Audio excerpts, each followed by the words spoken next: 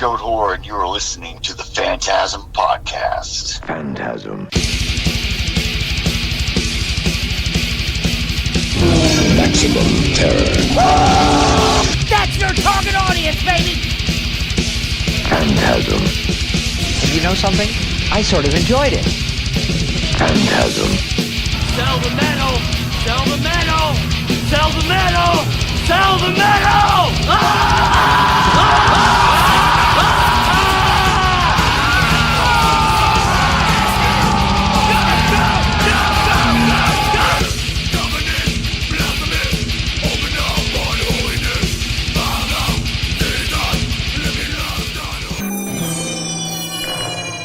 Phantasm. Hey, this is Dr. Vincent West, medical doctor with the FANTASM Podcast. And of course, I've got my favorite band on again today because I fucking love Goatwhore. So we've got Zack back on. So excited to talk with him today. We're going to be talking about the latest record. And we're also going to be talking about all the fun touring they're doing. So very excited to have you back on. How are you doing today? Doing well, man. Good to be back. Dude, thank you for doing this. I appreciate it. Oh, yeah. So, real quick, you guys are on a tour right now. Basically, yeah, man. We kind of doing a run of warm-up shows leading up to leave for Europe next week. So, just did a run of Florida, and we're starting back up tonight, doing a weekend of kind of South Louisiana and around that area. So, yeah, a little warm-up for Europe. Incredible. So, talk about the European tour. Who all you guys are touring with, where you guys are going to be going? So it's kind of just a month of shows all over Europe, and we're going out there with Revocation, Creeping Death, and Alluvial. So yeah, nice. It's going to be a shred-tastic fucking of cold-ass weather in Europe. So it's a good time. Awesome. And the new album's amazing. Angels Hung from the Arches of Heaven came out last October from Metal Blade. Really, really cool album. When did you guys start the writing process on that album? Man, it was thinking back to it. I mean, honestly, we never really stopped writing from Vengeful Ascension, you know. So that process never really ended. But I guess when it really started to get serious was, man, it's still hard to pinpoint. But like throughout the whole pandemic, once that became a serious issue and everything, that's when we kind of buckled down and really got serious about writing as many songs as we could, and also refining the songs that were the strongest. And then that as that kind of went along and as time progressed and everything, you know, we just kept on with that process and kept refining and kept whittling down the strongest stuff compared to the weaker stuff. And but yeah, it was seems like a long process, and that the whole pandemic thing really threw everybody for a loop. But Sure. But yeah, it was kind of a seamless thing, you know, from the previous record. Yeah, we never really stopped writing from the previous record, so it was kind of a seamless timeline, I guess. Gotcha. And you guys stuck with the same producer for this record as well from the last one? Yeah. So, our Jarek was engineering again and doing all that, and then, but this time we had Kurt Ballou mix the record, which was great. We've always wanted to work with him, and he really fucking knocked it out of the park. Yeah, I mean, it's great, man. It's such a great album. I was so used to, for years, with y'all working with Eric, and I keep hoping that happens again one day. I don't know, but hey, man, I mean, I definitely would love that to happen. Honestly, Eric's a great dude. He knows what he's doing, and he knows what Goatwhore should sound like, you know. So. Oh yeah, y'all did so many great records with him. But I love the new stuff, man. You guys are,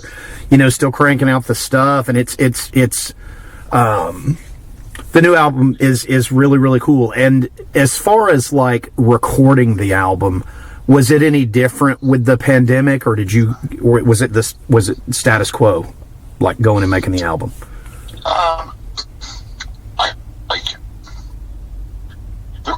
As far as like restrictions, I mean, I've heard other bands talk about, some, having to wear masks in whatever studio they were trying to work in or whatever. But, we didn't have any problems like that.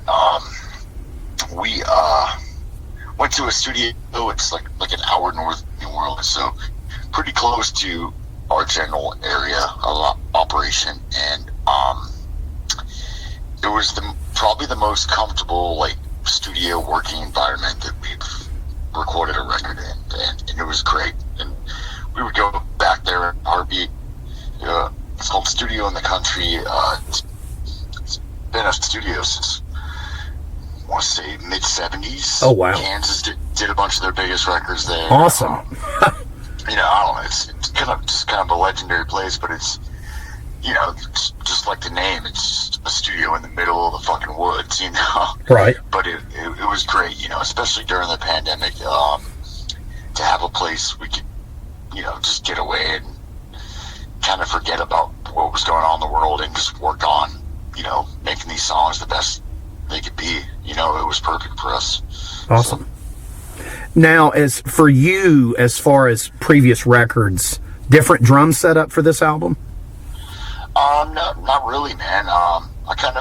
Over the years, I've found kind of what works, and I refine a little bit here and there as far as maybe a different symbol here and there, but nothing too crazy, man. I don't, no huge changes to the setup or the general sound. So nice. Now, as far as when you play live, is it a completely different kit than what you're using studio-wise?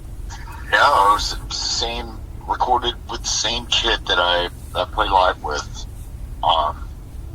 So yeah, it kind of goes, I don't know, just what we're trying to achieve in a studio is we've always tried to zero in and achieve capturing like our live essence on record. Sure. So, that kind of goes into, I guess across the board, we all generally use the same gear that we play live with too, No, right. With some exceptions here and there, but I think this record's the closest that we've gotten to trying to achieve like capturing the live essence. Oh yeah, on record, because it's tough to do, and you're all such a great live band, so it's I can imagine there's a lot of that. Was probably is hard to do that. Yeah, it's sometimes you hit the marks closer than others, but I think this one, man, I think it really it hits the mark in that aspect. So I'm really happy with it. I tell you, I loved the live stream you guys did during the pandemic. That was fun. Dude, it was so fucking cool. Because I love you guys live anyway. But it was really neat. I was hoping y'all physically put that thing out sometime through Metal Blade or something. I don't know, it'd be really cool. Man, we have all the footage, and there's so many different ways we could re-edit or just do something cool when we do want to release it. But yeah, it's just one of those things where time and trying to figure out a good time to do it. And yeah, that's about it. But yeah, I agree. I think it should be released at some point. It was beautifully shot, man. Whoever y'all had doing that, it was great. I thought it came out great, man. And during that time of, just endless downtime, it was a fun thing to do, and it really came together really well. I was happy with everything about it, the sound, the quality of the footage, and everything. Yeah, it was good. Yeah, it was awesome. So let's jump into this record. Born of Satan's Flesh. What can you tell us about that one? First song on the record, man. I mean, first actual song. Yep. Record starts out with a short little intro, and the first song after a 5-year gap between records, we just wanted to come out with a smack in the face, and I think Born to Satan's Flesh definitely achieves that.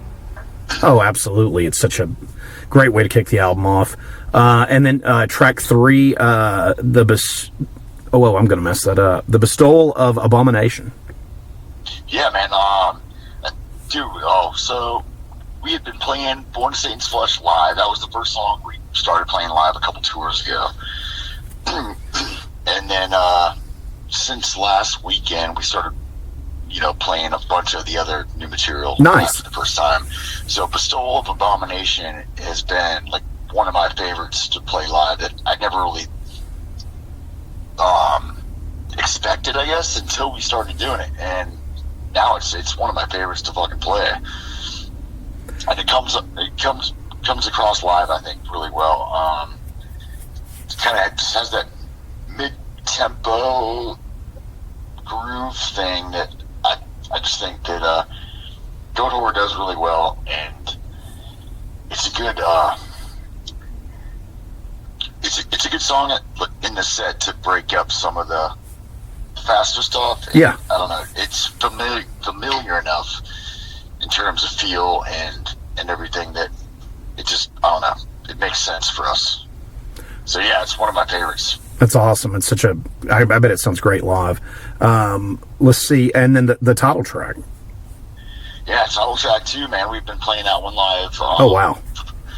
Starting last weekend too. And man, that's another fun one. I mean, all this new stuff is, for me, it's a blast to play live. And especially after, touring on the previous record for so long, it's always fun, interesting to add, new material to the set list. So sure, absolutely, absolutely. The title track's great too. It's got some cool melodic parts and some like just fun drumming for me. I mean, that's one of the things I tried to focus on. Back when we were writing the record, is trying to create parts that would be fun to play live for 3 years playing on the road. Sure. Yeah, I mean, it's killer. That's cool. You're all doing that one live. Let's see. Track 5, Death from Above.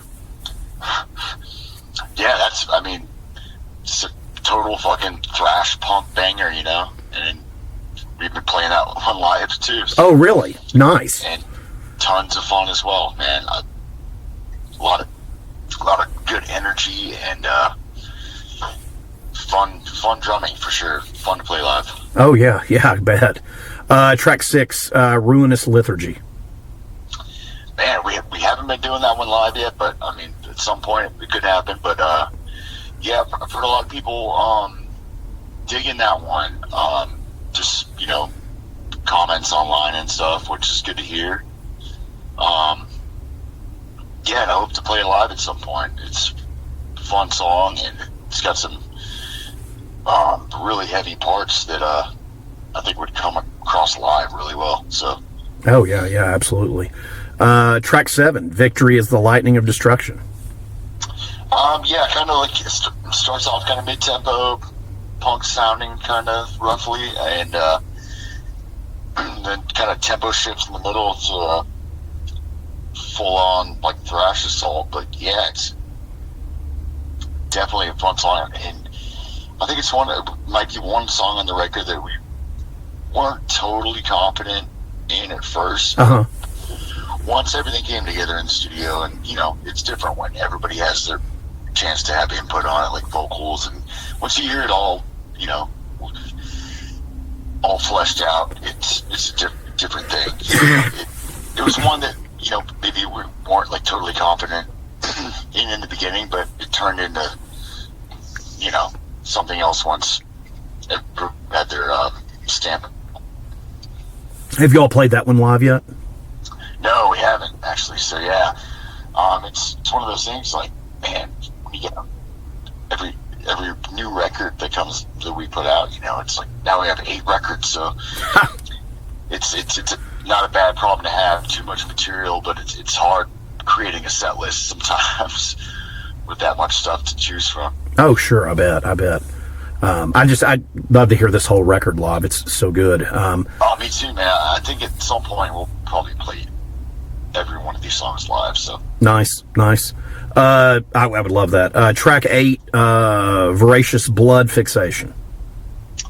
It's another good one too, man. Kind of more in the rock and thrash vein, but something that I think Goatwhore accomplishes very well. Sammy's got some fucking gnarly riffs on that one. Yep. Yeah, I mean, when I heard Ben's vocals on that track too, it's just, man, he just brings everything. For me, I mean, he just brings it to another level. So, yeah, great tune. That one, I'm assuming you've not played live yet either. No, not yet. And before we keep with the record, do you all mix up the set a lot when you go to Europe and then in America, Canada, just wherever? Does it change a lot, or?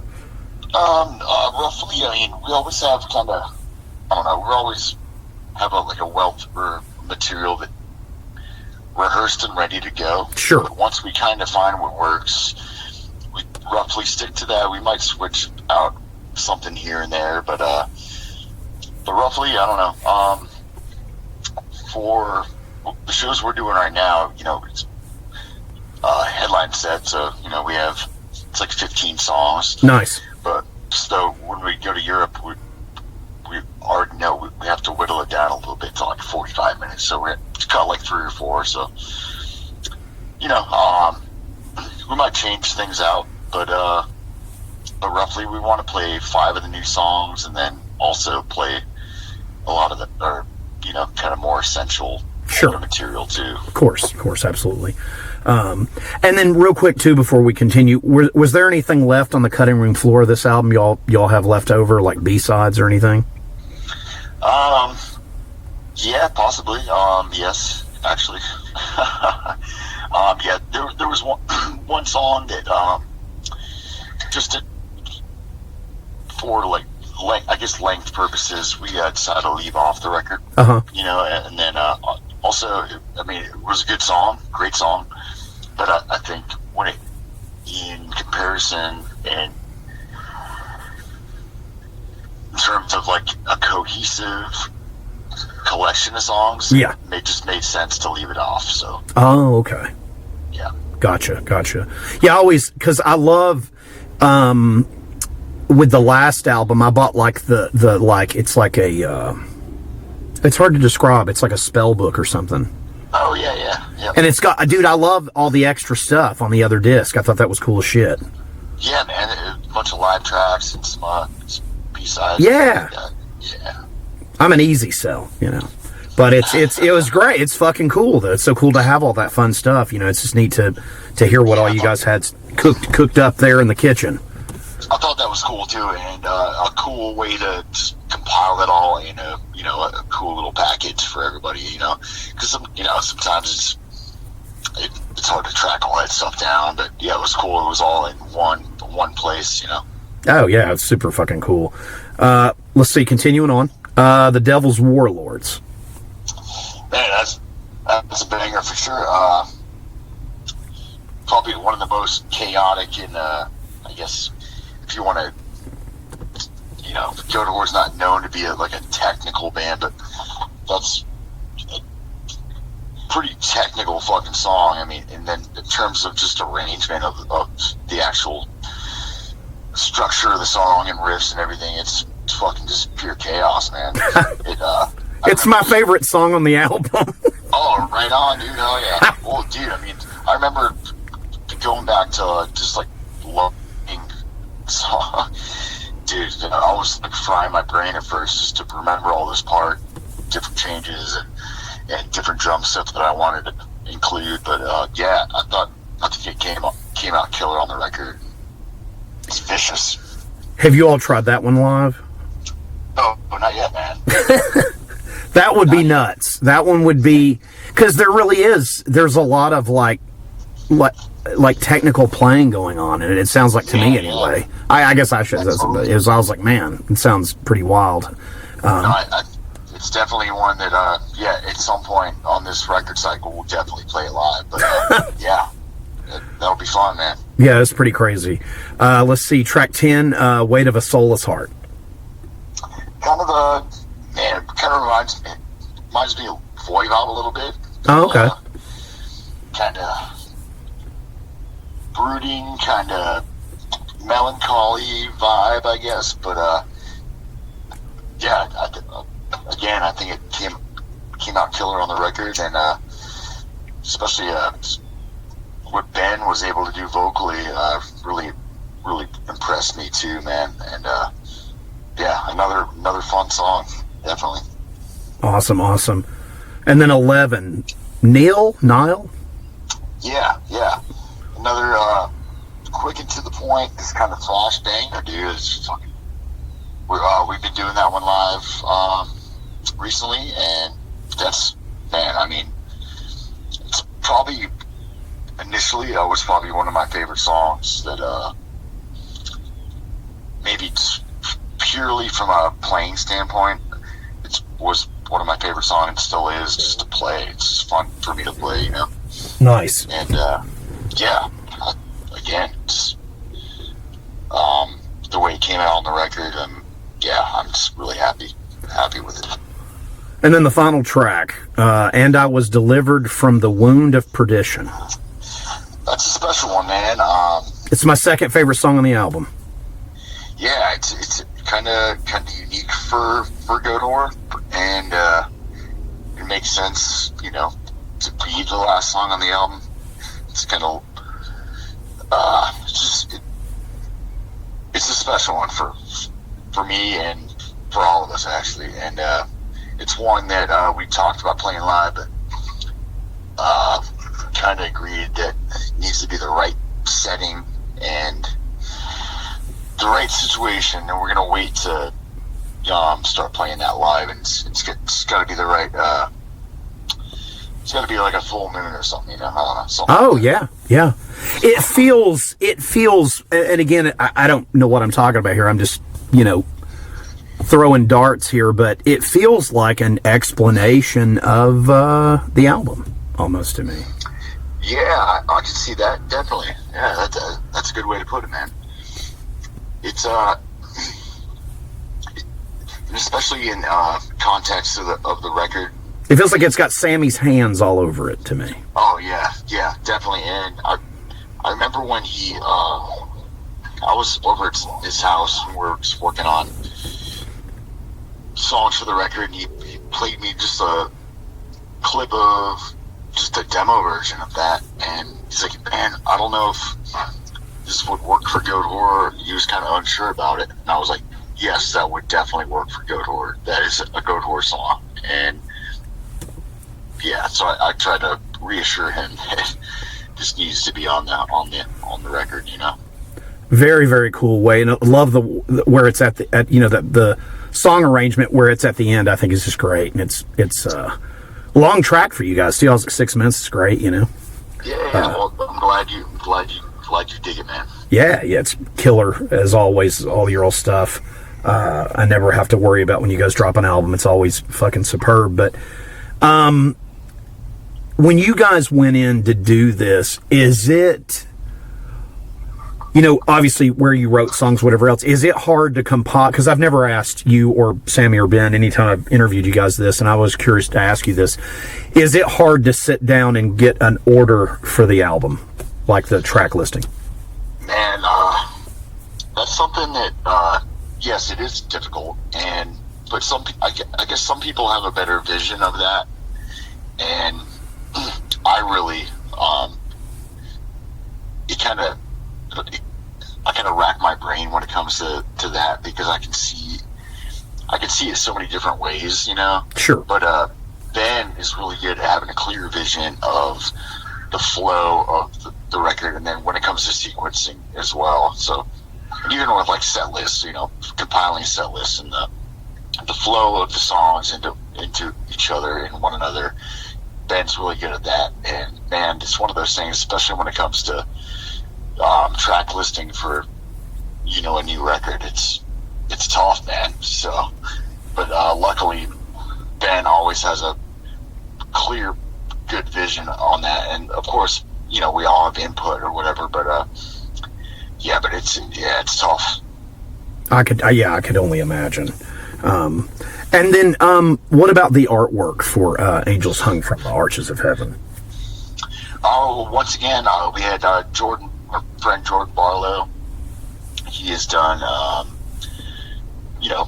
past probably the last 3 or 4 album covers, and he's done countless merch designs, and he's done a lot of our tattoos. Awesome. Artist, a great friend, and so it's one of those things that we kind of keep it in the family that way, and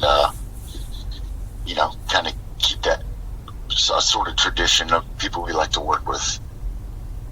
We did a great job. I mean, the artwork is for the album's great. I mean, yeah, it's simple and blunt and to the point, and if it's like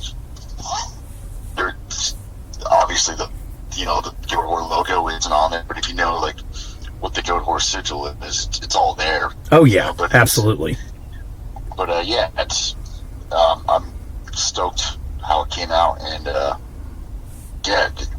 definitely a visual component to the music, I think. Oh yeah, it's beautiful. Such a good job. He does such a great job for you guys.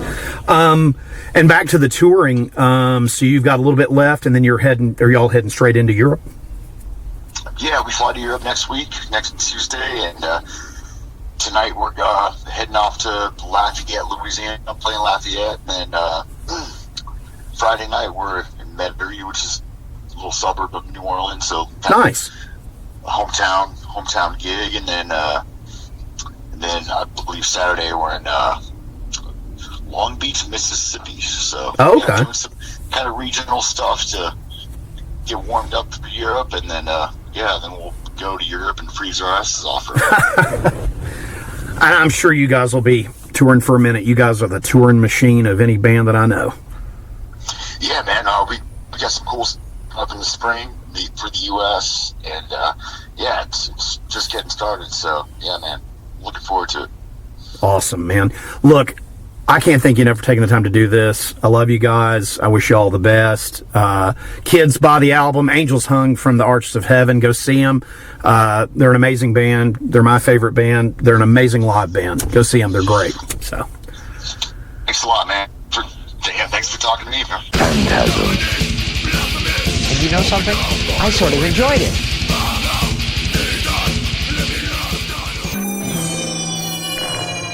Phantasm.